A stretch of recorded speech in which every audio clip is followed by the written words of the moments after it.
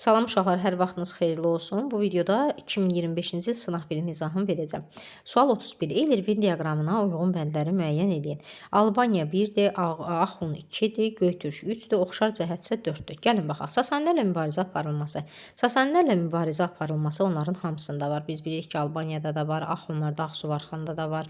Göytürk dövlətində əvvəllər müttəfiq olub, sonra mübarizə aparırlar. Ona görə ortaq cəhət götürürük. Eramızdan əvvəl 3-cü əsrdə yerli pulların kəsilməsi B variantıdır. Albaniyaya aiddir. 6-cı əsrin sonlarında 2 hissəyə parçalanması 588-ə Göytürkə aiddir. 3 hissəni götürürsüz. 4-cü əsrin sonlarında meydana gəlib. Təbii ki, bu olacaq Axun dövlətidir. 4-cü əsrin sonlarında meydana gəlməsi. Hindistanın şimal-qərb ərazilərinin işğal edilməsi də Mihraqulunun dövründə olduğuna görə bu da Axuna aiddir. 1B, 2D, Y, 3C, 4A. Cavab D variantı götürəcəyik. Sual 32. Manna və Midiya dövlətlərinin İskit tayfaları ilə münasibətlərinin nəticələrinə aid ümumi cəhəti müəyyən eləyin. Urartun işğalçılıq siyasətinin qarşısının alınması xeyr. Mannanla Midiya heç vaxt Urartuya qarşı birləşməyib. Ümumiyyətlə, Midiya söhbəti varsa Urartu yoxdur. Birinci Rusa özünü eramızdan əvvəl 714-cü ildə öldürəndən sonra Urartunun adını çəkmirsiniz. Assuriyaya qarşı hərbi ittifaqın yaradılması, bəli, budur. Manna ilə Midiya dövlətləri İskit tayfaları ilə münasibətlərinin ümumi nəticələrində Assuriyaya qarşı hərbi ittifaq yaradılar. Yəni, onlara qarşı mübarizə aparırlar. Düzdür, məsələn, zaman keçdikdən sonra Assuriya ilə Manna münasibətləri, müttəfiqlik münasibətləri bərpa olunur. Həmçinin İskitlə də mübarizə aparmışlar. Amma ümumi olaraq Midiya Mannanındır, İskitlərindir, Urartunun varlığına son qoyan dövlət olmuşdur. 32-də B variantı götürürsünüz. Qavqarami döyüşündə xeyr, ümumiyyətlə bu Mannanın iştirakını götürə bilmərsiniz. Əhəməni dövlətinə qarşı mübarizə aparılması xeyr, belə bir şey yoxdur. Atropatena dövlətinə dostluq əlaqələrinin bərpa edilməsi belə bir şey də yoxdur. Yəni özlərindən variantlar yazıblar. 32 B variantıdır. 33 eramızdan əvvəl 1-ci əsrin birinci yarısında Romanın işğalçılıq siyasətinin əsas məqsədlərindən idi. 1-ci əsrin birinci yarısı eramızdan əvvəl 100-cü ildən aşağı gəlirsiniz, düz 50-ci ilə qədər. Tutaq ki, 55, 66, 65 bunlar birinci yarısıdır. Baxaq, deməli deyir ki, Hindistanla Qara dəniz sahillərini birləşdirən ticarət yollarını ələ keçirmək. Elə uşaqlar cavablardan biri bu olacaq. Hansı ki, Pompeyin yürüşlərinin əsas məqsədlərdən biri bu idi. Albaniya ərazisini işğal etmək, bəli, işğal eləmək və həmin ticarət yolları ələ keçirmək. Bu da düzdür. Siciliya uğrunda mübarizəyə Karfagenə qalib gəlmək, bu eramızdan əvvəl 146-dır, 2-ci əsrdə götürmürük. Appenin yarımadasına bütünlüklə yiyələnmək, bu eramızdan əvvəl 3-cü əsrdə bunu götürmürük. Makedoniya imperiyasının Cənubi Qafqazdakı ağalığına son qoymaq, xeyr, bunu da götürmürsünüz ümumiyyətlə. Yəni, burada oldu cavab nə olacaq? 1, bir də 2 variantlarını, yəni C variantını götürürük burada. 1, bir də 2. Qədim Roma imperiyasının tarixi ilə 33-də deməli götürdük hansı? Aha, C variantının 34. Qədim Roma imperiyasının tarixi ilə uşaqlar. Bilet isə çox diqqətli olun.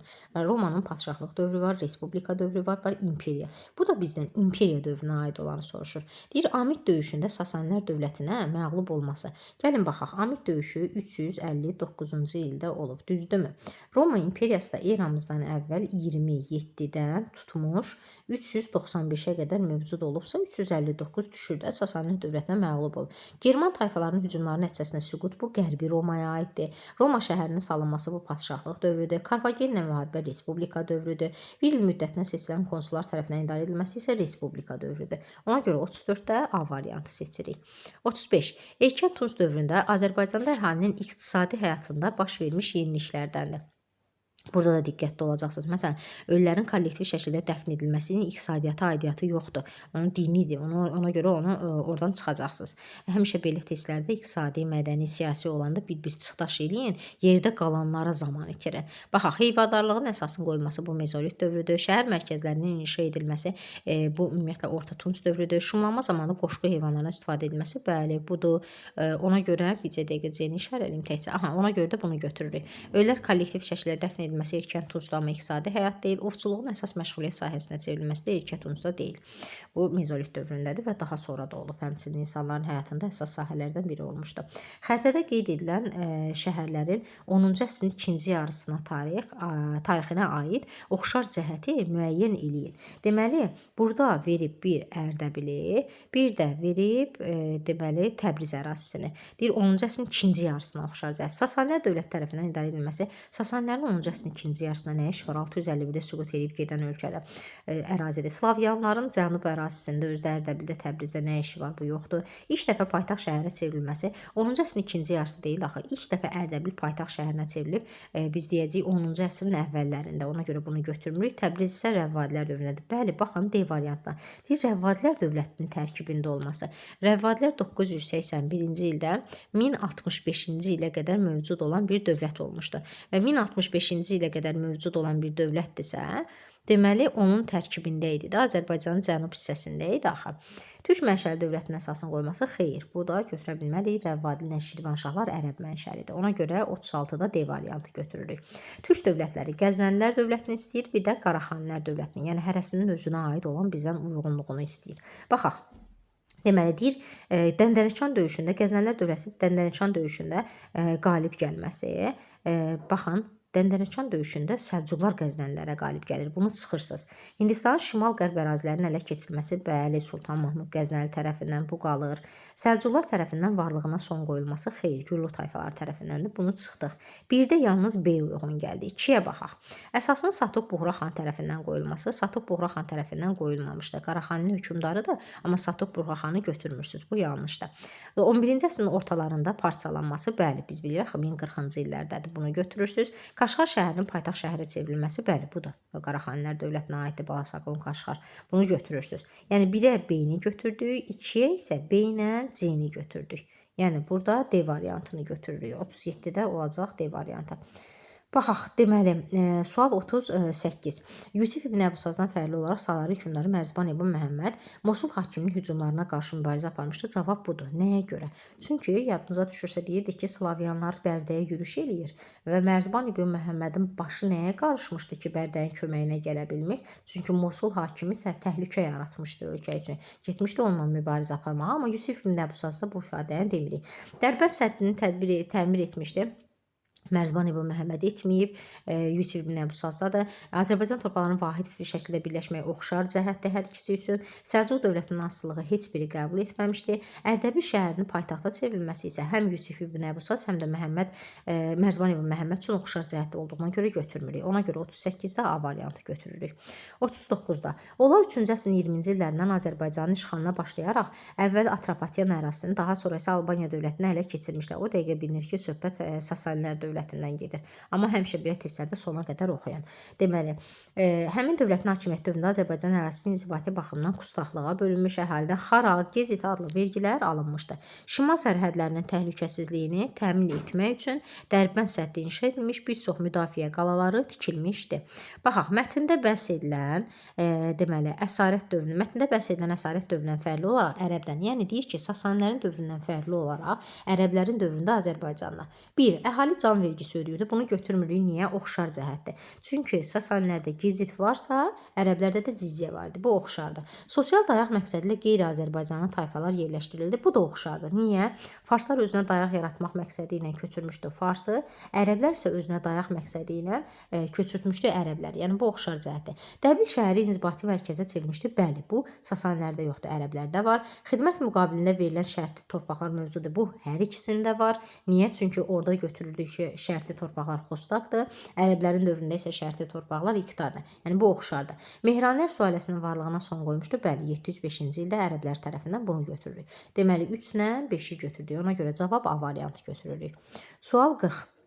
Uyğur dövlətinin mövcudluğu dövrünə uyğun gəlir. Yəni 744-dən bu deyir 9-cu əsrin 40-cı illəri, həmişə bunun şərti rəqəmindən tutaq ki, 844-cü illər olaraq yadda saxlayın. Yəni bu aralığa aid olan hadisələri müəyyən edəcək. Xəzər xaqanlığının yaranması əgər belə deyim, 7-nin ortasıdırsa, 650-dirsə düşmür, bunu çıxdıq. 80 döyüşündə Xürrəmlərin qalib gəlməsi, 80 döyüşlərinin baxın 829, 837 hər ikisi, 836 hər ikisi düşür.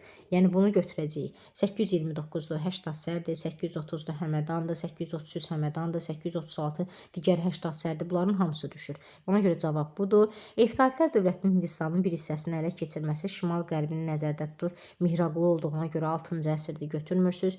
Göytürk dövləti də 2 hissəyə bayaq dedik, 6-cı əsrdə parçalanıb götürmürsünüz. Alban hökmdarı Cavanşirin xilafətə qarşı Bizansla ittifaqı yaratması 654, yəni 7-ci əsrdədir. Bunu da götürmürsünüz. Ona görə burada B variantı. Şəddad Şəddadilər dövləti 11-ci əsrin 60-cı illərində. Gəlin baxaq. Deyir, Alan tayfaların hücumlarına qarşı müdafiə tədbiri görülüb. Bəli, hətta 1063-də Gəncə qala qapıları və onun ətrafında xəndəklərin qazılması Əbləsvar Şavur tərəfindən bunu götürürsüz. Oğuzların ölkə ərazisində yerləşdirilməsinə başlanıldı. Bu 11-ci əsrin 30-cu illərdir, götürmürsüz. Səlcuqlar dövlətindən asılı idi. Bəli, bunu götürürsüz. Demir ha, asılılığa düşdü. Asılılığa düşdü desəydi 1054-cü ildə götürməyəcəksiniz. Deyir ki, asılılıqda idi. Bəli.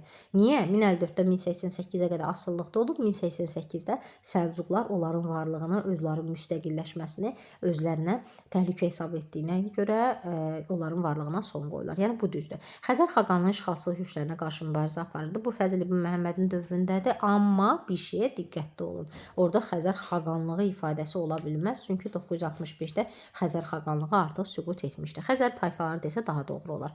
Parçalanaraq süqut etmişdi, 1088-dir, götürmürük. Bir sözlə 1-i götürdük, bir də 3-ü götürdük. Ona görə də 41-də cavab olaraq C variantı götürdük. 42.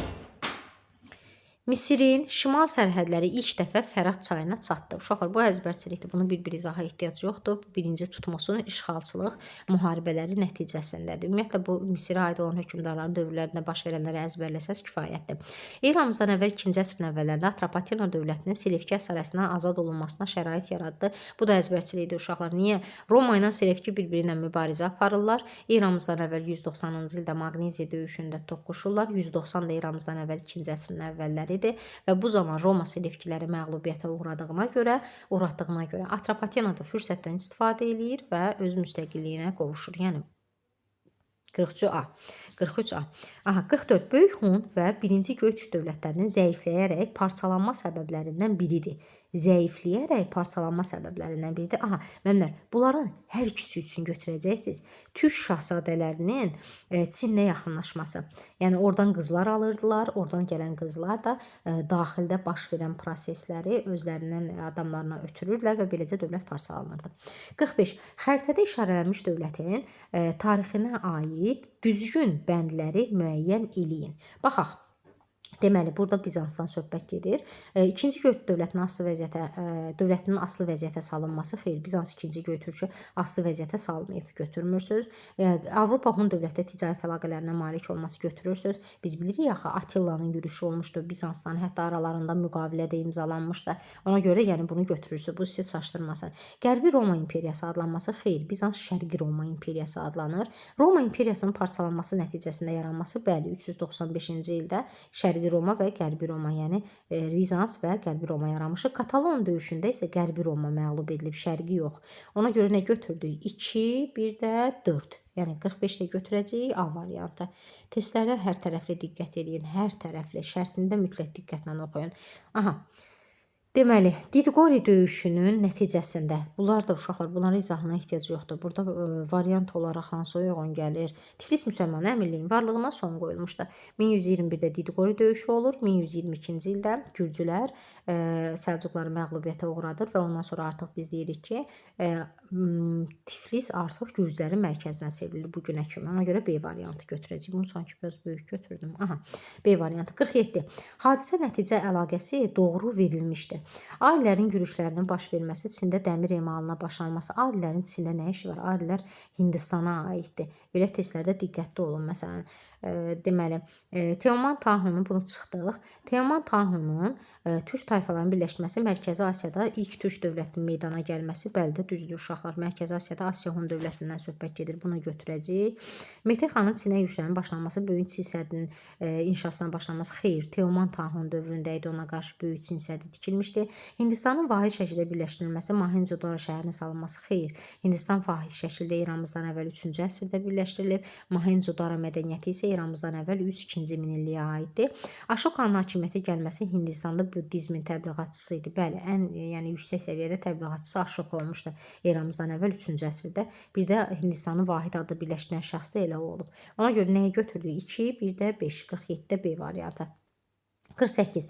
Eramızdan əvvəl 5-ci əsrdə Afina şəhər dövlətinin idarəçilik sistemi üçün səviyyəlidir. Bax, səviyyəlidir. Bizdən nəyi istəyir? Afinanın idarə etmə sistemini istəyir. Deyir, ali hakimiyyət xalq yığıncağının səlahiyyətlərinə baxın. Burada götürəcəksiniz B-ni. Ali hakimiyyətin xalq yığıncağının səlahiyyətlərində olması. Bəli, bütövlükdə, çünki eramızdan əvvəl 7-dən onun əlində idi. Senat ifadəsini ümumiyyətlə görsəz çıxacaqsınız. Niyə? Ümumiyyətlə Romaya aid ifadədir. Tribun ifadəsini görsəz çıxacaqsınız. Romaya aiddir. Patrisi ifadəsini görsəz çıxacaqsınız, Romaya aiddir. Konsul Romaya aiddir. Hətta bu testi çıxdaş üsulunla belə cavabı unutsaz tapa bilərsiniz ki, Romaya aid, Afinaya aid ifadələr yoxdur orada. Baxdıq, deməli. 49-cu test. 7-9-cu əsrlərdə Azərbaycanda mövcud olmuş torpaq mülkiyyəti formalarına aid deyil. Xostaq Sasanilərdə olduğuna görə var, İqta ərəblərdə olduğuna görə var, mülk ərəblərdə olduğuna görə var, vəqf ərəblərdə olduğuna görə var. Soyurqal yoxdur. Soyurqal 15-ci əsrdən Qaraqoyunlu Ağqoyunlara aiddir. Əsrə baxın. Əsrdə, yəni 7-9-cu əsrlərdə yoxdur. Sual 50. 833-cü ildə Həmədan döyüşündə xilafətin Xürrəmlər üzərində qalib gəlməsini təmin etdi. Uşaqlar, bu nə idi? Xilafət Bizansla müharibəsini dayandırır və bütün gücünü, qüvvəsini verir ərəblərə. Ona görə biz deyirik, qalib gəlir. Bəzi qalsın ələ keçirilməsi. Xeyr, bu 838 ən sondaydı, 37-də idi. Abbasilər sülaləsinin hakimiyyətə gəlməsi aidiyyatı yoxdur. Xilafət ordusunda hakimiyyətin türklərdən bu 750-dir, yəni aidiyyatı ona görə yoxdur. Xilafət ordusunda hakimiyyətin türklərdən ərəblərə keçirmək. Hakimiyyət xilafət ordusunda türkdən ərəbə yox, ərəbdən türkə keçir. O da həmişə diqqətli olun. Afşin 835-də gəlir. Afşin 833-də Xürrəmlər üzərində qələbə qazanmayıb. 835-dən sonrakı döyüşlərə aiddir. Cavidanla Əbu İmran arasında isə 833-də ümumiyyətlə rəhbərlik edən 816-dan etibarən Babəkidir. Cavidanla Əbu İmran 778-808-ci illərdə olanlardır. Ona görə cavab olaraq nə götürdük? Burada C variantı. Sual 51. Şumerlərin tarixinə aiddir. Yəni sırf Şumerlər iki çay arasında şəhər dövlətlərinin yaradılması. Aha, elə bu aiddir də uşaqlar. Roma Respublikalarına ticarət əlaqələri saxlamayıb. Hieroqlif yazısı Misirə aiddir, Çinə aiddir. Olimpiya oyunları Romaya aiddir. Mesopotamiyanın yerli əhalisi deyirlər, gəlmədilər. Ona görə 51-də A variantı götürürük. 52. Qəznəlilər və Şirvanşahlar dövlətinin tarixində 11-ci yüzilliyə aid olan oxşar cəhəti bizdən istəyir. Səlcuqlarla mübarizə aparılması. Elə budur da cavab. Qəznəlilərdə tutaq ki, 1040-cı ildə Dəndənəkan döyüşü, Şirvanşahlar da biz bilirik, axı 1066-cı ildə yürüşə məruz qalıb. Elə cavab olaraq budur. Ona görə də götürəcəksiniz bunu. 52-də A. Aha, sual 53. Sacilər və Salarilər dövlətlərinin tarixinə aid oxşar xüsusiyyətlər. 10-cu əsrdə varlığına son qoyulması düzdür. Niyə? Sacilərə son qoyulub 941-də, Salarlərə son qoyulub 981-ci ildə. Azərbaycan torpaqlarının vahid şəkildə birləşdirilməsi. Azərbaycanın deməli Saci və Salarilər hər ikisi türk mənşəlidir. Hər ikisi də Azərbaycanı vahid halda birləşdirib. Ona görə götürəcəksiniz. Xilafət qüvvələrinə məğlub edilməsi, qüvvələrinin bu Saciyə aiddir, Salariyə aid deyil, götürmürsünüz. Xəzər dənizində ticarət donanmasına malik olması Salariyə aiddir, Saciyə aid deyil, götürmürsünüz. Türk sülaləsi hər ikisində var. Ona görə nə götürdük? 1, 2, bir də 5. Sacilər və Salarilər üçün oxşar cəhət olaraq götürəcəksiniz. 1-i, 2-ni, bir də 5-i. Sonra 54. Azərbaycan tarixinin 9-11-ci əsrlər dövrünə aid olan ifadələri müəyyən eləyin. Gecid uşaqlar, baxın, götürəcəksiniz Sasanilər dövrünə. Sasani 9-cu əsrdə yoxdur, 651-də süqut edib gedib. Ona görə götürmürsünüz. Uc ifadəsi bəli var, çünki Səlcuqlar dövründədir. 2-ni də götürürsünüz. Qəbalə Ərəblər dövründən də qalmaydı, onu da götürəcəksiniz. Kust ifadəsi Sasanilərə aiddir, onu götürmürsünüz. Hacib də saray işlərinə baxan şəxsdir, o da götürəcəksiniz. 9-11-ci əsrlərdə var idi. 54-də nə götürdük? 2-ni, 3-ü, bir də 5-i götürəcəksiniz. 55. Eramızdan əvvəl 4-cü əsrə aiddir. Deməli, Atropatena dövlətinin yaranması, bəli, Makedoniya İskəndər dövlətinin süqutundan sonra götürürsünüz. Roma dövlətinin konsullar tərəfindən idarə edilməsi, uşaqlar, bu sözlər sizi çaşdırmasın. Ümumiyyətlə, eramızdan əvvəl 509-cu ildə biz deyəcəyik ki, Romada padşahlıq dövrü başlayıb, ta ki, eramızdan əvvəl 27-yə qədər, düzdürmü? Və eramızdan əvvəl bir dəqiqə 2025 sınaq 2-yə gəldik. Aha, və eramızdan əvvəl 4-cü əsr, eramızdan əvvəl 27-yə qədər. Eramızdan əvvəl 27-yə qədər olduğuna görə də həmin dövrdə konsullar tərəfindən idarə edilirdi də. Baxın 4-cü əsr bu aralığa düşürmü? Bəli, düşür. Yunanıstanda metal pulların zərb edilməsindən başlanılması eramızdan əvvəl 7-ci əsr olduğuna görə bunu götürmürsüz. Makedoniyalı İskəndər Misiri, bəli, Makedon İskəndəri yürüşləri ümumiyyətlə 4-cü əsrə aiddir. Yəni 334 olsun, 300, nə bilim Hindistana 327 olsun, hamısı 4-cü əsrdədir. Yəni bunu götürürük. 1-i, 2-ni, bir də 4-ü. Sin sülaləsi vahid halda birləşdirmək eramızdan əvvəl 3-cü əsrdir. Bunu götürmürük. Ona görə 55-də cavab 1, 2, 4-dür. 56. Xronoloji ardıcıllığı müəyyən edin. Tiflis müsəlman əmirliyinin yaradılması 8-ci əsrdir. Şirvanşahların paytaxtına Şamaxıya köçürülməsi Şirvandan Şamaxıya 918-dir. Oğuz tayfalarının Rəvvadilər dövlətinin ərazisində məskunlaşması 11-ci əsrin 20-ci illəri 1028-dir. Azərbaycan əhalisindən cizyə vergisinin alınmağa başlanması da ərəblərdən götürürsüz, yəni 7-ci əsrdən götürürsüz. Elə 7-ci əsr olduğuna görə 4-dən başlayacağıq. 4, 1, 2, 3 götürəcəyik. Uyğunluğu müəyyən edin. Qədim Çin, qədim Hindistan və qədim Yunanıstan. Baxaq. Deməli, Xeronea döyüşü nəticəsində azadlığını itirməsi. Bunu götürəcəyik uşaqlar. Filippin, Makedoniya İskəndərin atasının yürüşüdür. Qədim Yunanıstanı 3-ə anı. Biraz dərinliyinə keçək. Əslində ümumi, yəni qədim Yunanistan ifadəsini Afina ilə Sparta üzərində. Onlar da Yunanistanın, yəni şəhərli dövlətləri olmuşdu. Gilgameş dastanının tərtib edilməsi burada yoxdur. Niyə? Çünki Şumerlərə aiddir. Makedoniya imperiyasının hücumlarına məruz qalması ifadəsini verirsə, qədim Hindistandır. Sual verəsiniz, bəs qədim Yunanistan məruz qalıbmı? Orada 2-ci Filipp idi yürüş eləyən zaman. Həmin vaxtda Makedoniya hələ dövlət halındaydı. Geniş xalqlıq siyasəti yeridib, tərkibinə dövlətləri daxil eləmədiyinə görə imperiya sözünü götürməyiblər. Ölkə ərazisində Konfutsi təliminin yayılması, təbii ki, bunu götürəcəksiniz Konfutsi görən kimi Çinə. Pinçe müqaviləsinin imzalanması, təbii ki, bu da Çində olacaq. Ona görə 1-ə D-yi götürdük, 2-yə C götürdük, 3-ə isə A götürdük. Gəlin, deməli, mətnlərimizə də baxaq. Qədim Rusların 864-1041-ci illərdə Xəzər dənizi sahillərində hərbi basqınları baş verirdi. Onlar Volqa ticarət yolu boyunca tacir kimi səyahət eləyir, xəz, bal satırdılar. Əvvəllər qənimətlə kifayətlənən ruslar daha sonra həmin dövrdə Azərbaycana mövzu olmuş dövlətlərin ərazilərini işğalçı hücumlarına başladılar. Azərbaycanın bir çox şəhərlərini, əsas da Aranın anası sayılan Bərdəni işğal etdilər. Söhbət o dəqiqə bilinir ki, Slavyanlardan, Bərdəyə yürüşlərindən söhbət gedir. Həm də 9-cu əsrin sonu başlayır rusların yürüşü. 10-cu əsrin əvvəllərində artıq aramsız xarakter almışdı. Sual 58-ə baxaq nə deyir? Deyir ki, bu dövrdə, yəni Slavyanların hücumlarına qarşı mübarizə aparmış Azərbaycan dövlətlərindən ikisinin adını çəkin. Məsələn, çəkə bilərik Salarilər dövlətini. 944 deyirsə, Şirvanşahların adını deyirik, dəfələrlə məğlubiyyətə uğrayıb. İkisini yaza bilərsiniz. 59-a baxaq.